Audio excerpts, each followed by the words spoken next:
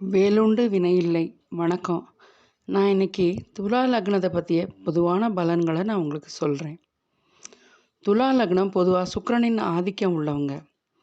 இவங்களுக்கு ஏதாவது தொழில் செய்யணும், லாபம் சம்பாதிக்கணுங்கிற எண்ணம் ரொம்ப மேலோங்கி இருக்குங்க. ஆனால் இது அவங்களுக்கு பாதகமாக தான் முடியும்.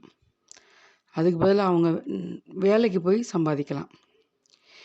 இவங்க உள்ளூரில் இருக்கிறத விட வெளியூர்லேயோ அல்லது வெளி மாநிலத்திலையோ இருந்தால் நாலேஜ் கெயின் ஆகும். இவங்களில் பெரும்பாலும் காதல் திருமணம் தான் செய்வாங்க. பொதுவாக ஒரு ஆள்களை பார்த்தா இவங்க நல்லவங்க, இவங்க எப்படிப்பட்டவங்க என்னங்கிறத ஜட்ஜ்மெண்ட் கரெக்டாக பண்ணிடுவாங்க. இவங்ககிட்ட ஒளிவு மறைவு இருக்காது. விடாமுயற்சி கொண்டவங்க. செல்வத்தையும் சந்தோஷத்தையும் அதிகமாக விரும்புவாங்க. பொருளாதாரம் மேலோங்கி இருக்கணும்னா மகிழ்ச்சியாக வாழணும்னு நினைக்கிறவங்களும் இவங்க தான். பொதுவாக இதில் மருத்துவர்கள், நீதியரசர்கள், அழகு சார்ந்த பிஸ்னஸ் பண்ணுறவங்க எல்லாத்துலேயுமே பெர்ஃபெக்ஷனாக இருப்பாங்க.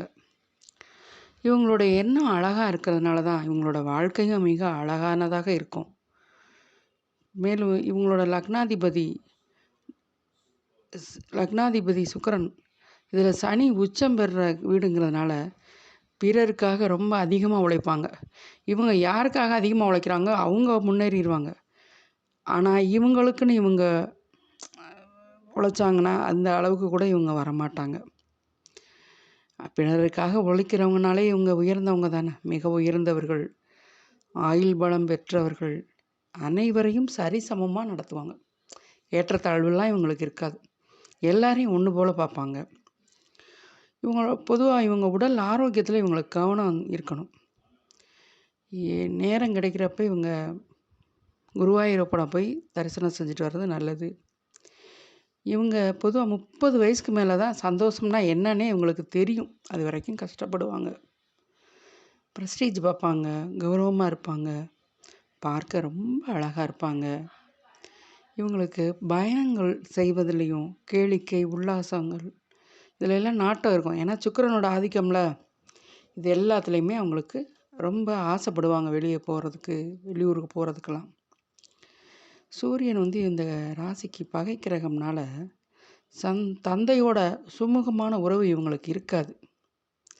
பொதுவாக இந்த துறையில் இருக்கவங்க கலைத்துறை, சினிமா துறை, ஜோதிட ஆராய்ச்சியில் கூட இவங்க ஈடுபடுவாங்க. வெண்மை நிறம் சம்பந்தமான தொழில்கள் எல்லாமே இவங்களுக்கு பயனளிக்கும். பொதுவாக முத்து இதெல்லாம் இவங்களுக்கு ராசியாக இருக்கும். முத்து சம்பந்தமான ஜுவல்லரி இதெல்லாம் பண்ணுறது, மாவு, தயிர், பால் இது எல்லாமே வெண்மை நிறங்கள் தானே. இது எல்லாமே இந்த இந்த நிறம் வெண்மை நிறம் சம்பந்தமான தொழில்கள் எல்லாமே இவங்களுக்கு பயன் கொடுக்குறதா இருக்கும். தலை சிறந்த பேச்சாளர்கள். இவங்க பேச்சை மாற்றி பேச்சுனா பேசவே முடியாது. அவங்க பேசுகிறத கரெக்டாக பேசிடுவாங்க. சங்கீதத்தில் நாட்டம் இருக்கும். கணிதம், கம்ப்யூட்டர் துறைகள்லையும் கொடி கட்டி பறப்பாங்க. இவங்களோட ராசியான நிறம் வெள்ளைங்க. ராசிக்கல் வைரம். நன்றி, வணக்கம்.